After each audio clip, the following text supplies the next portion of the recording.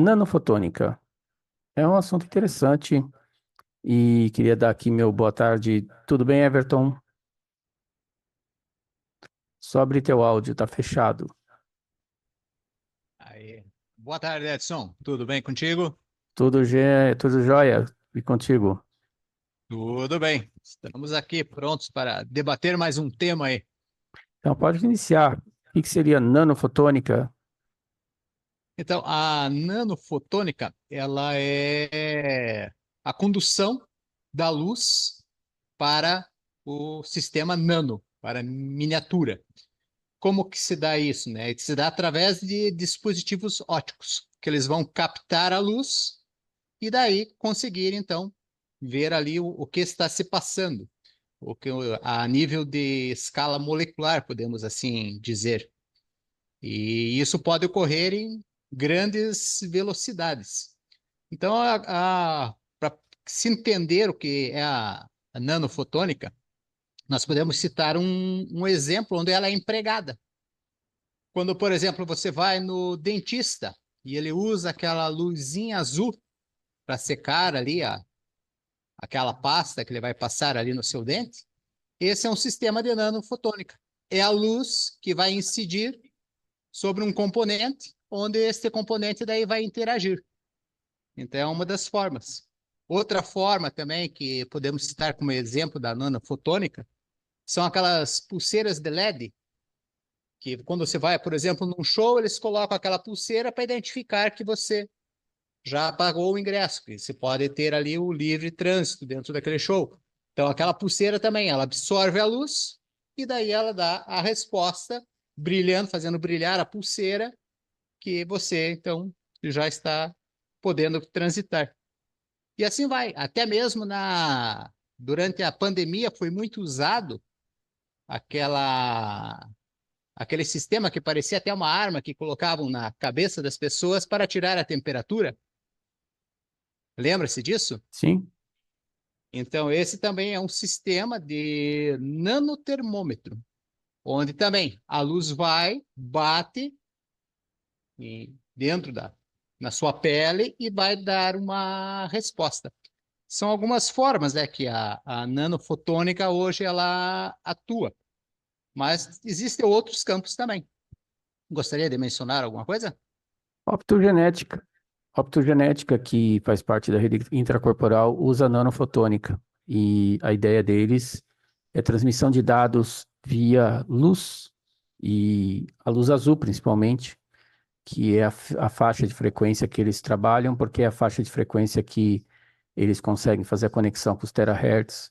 E dentro da construção da optogenética, nesse processo de desenvolvimento da rede intracorporal, eles utilizam a luz como um sistema de transmissão interna para fazer as conexões e realizar as externalizações de dados. Então, ali a ideia é integrar a luz, as faixas de frequência, principalmente da luz azul, dentro do desenvolvimento de um processo interno no corpo humano para facilitar o desenvolvimento das comunicações da rede intercorporal. Então, a luz, nesse caso, e a nanofotônica, porque na realidade ali dentro daquele processo se desenvolvem processos fotônicos, é bem interessante a utilização dessa tecnologia, apesar que existem limitações na tecnologia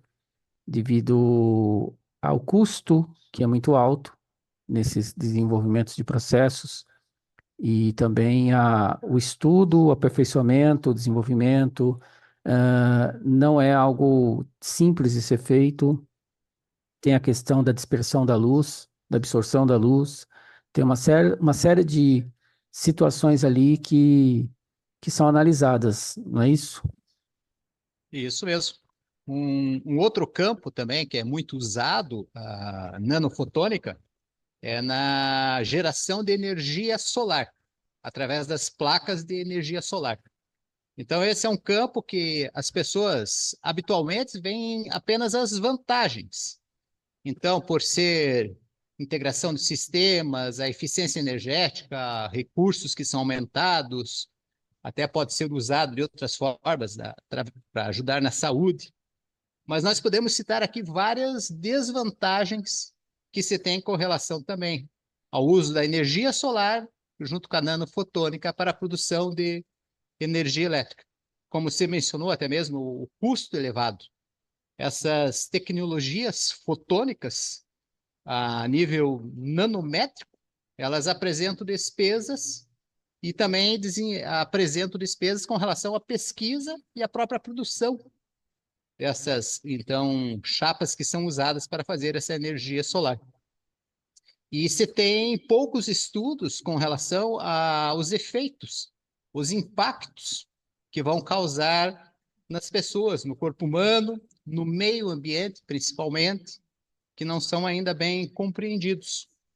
Outra desvantagem é com relação à limitação tecnológica. A fabricação desses dispositivos fotônicos exige sempre um controle com precisão atômica. E isso daí é algo ainda desafiador, é algo que muitas vezes foge do controle. Há riscos de falhas, pouca regulamentação. E quando eu mencionei aqui sobre os males que se dá, um dos campos que são muito afetados é o meio ambiente, os impactos ambientais. Nós podemos mencionar, por exemplo, o que envolve a produção dessas células solares. Ela requer grande quantidade de energia elétrica para produzir essas células.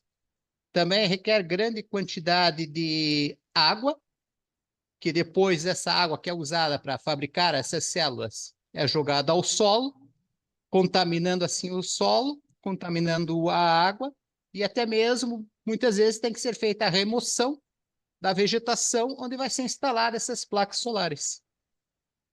E em alguns lugares, o que ocorre? A dependência daí desta energia solar, ela vai fazer o quê? Com que o fornecimento da energia elétrica acabe não chegando, porque você tem ali essa opção. Mas e daí, quando não tem sol? Como é que fica a situação? Não gera, então, esta energia solar. Ainda falando dos aspectos, né, dos impactos ambientais, o que ocorre? Para se ter o material, é necessário fazer a mineração.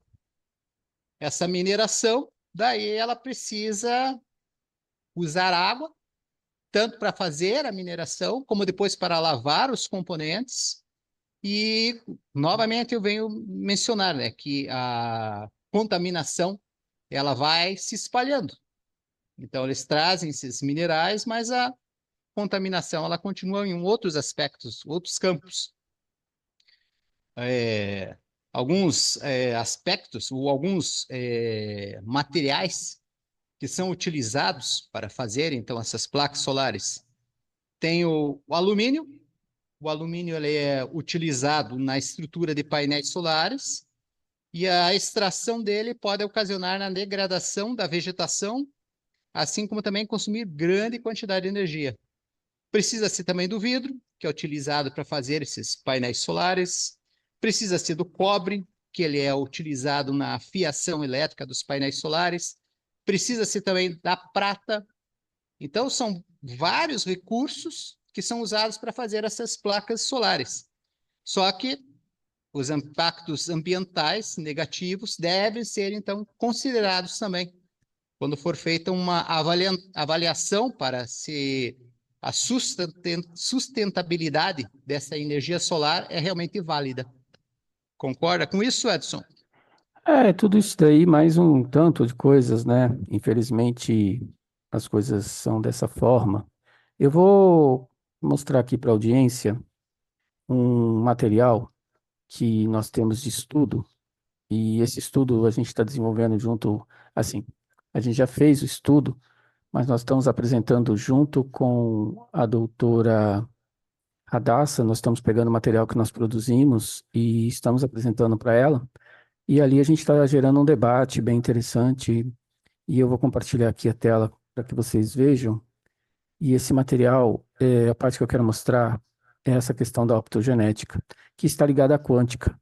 a humana e que está sendo desenvolvida dentro desses processos. Então, a gente tem aqui uma situação que é a seguinte: quando nós fizemos o estudo, nós descobrimos que bom, eu vou aceitar uma pessoa aqui na sala e se der algum problema a gente remove. É, a gente fez um estudo, a gente lendo, né, e estudando sobre a rede optogenética, que é o que está em andamento aí no mundo, ah, que começou há 2 anos ou 3 anos atrás, não, na realidade 4 anos atrás, quando eles começaram com esse processo relacionado à rede intracorporal, a gente chegou com o avanço do nosso estudo, e o estudo é isso tudo que vocês estão vendo na tela. Isso aqui tudo é um organograma do que nós descobrimos da rede optogenética e intracorporal. E aí, dentro desse estudo, a gente percebeu uma conexão entre óxido de grafeno, quântica, piezoeletricidade, optogenética, telômeros, é, células-tronco mesequimais e conexões terahertz, computadores quânticos, inteligência artificial. Então, a gente foi conectando tudo que está em andamento. E dentro dessa descoberta, nós descobrimos algumas coisas que têm a ver com a luz, que têm a ver com nanofotônica. Então, aqui, olha, como que isso tem a ver com as questões humanas, né? Seria a rede optogenética a ponte de ligação entre a rede intracorporal e computadores quânticos, para vocês verem o nível do estudo que a gente desenvolveu e está desenvolvendo, porque esse estudo ele pode ser aprofundado ainda mais.